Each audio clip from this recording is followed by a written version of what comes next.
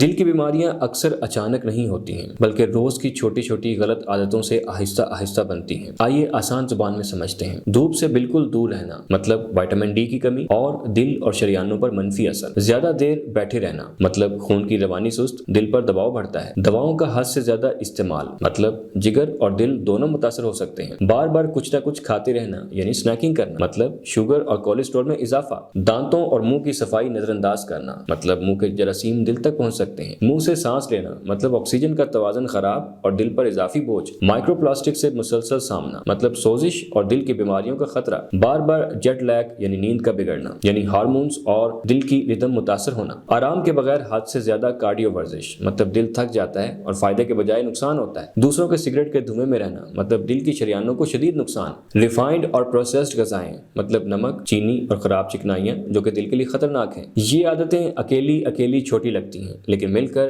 دل کو آہستہ آہستہ کمزور کر دیتی ہیں۔ یاد رکھیے، دل کو صرف دوا نہیں، روز کی درست عادتیں محفوظ رکھتی ہیں۔ آج کی چھوٹی تبدیلیاں کل کی بڑی بیماری سے بچا سکتی ہیں۔ دل خاموشی سے کام کرتا ہے، اسے نقصان بھی خاموشی سے ہی پہنچتا ہے۔ اس سے پہلے کہ دیر ہو جائے، عادتیں بدل لیجیے۔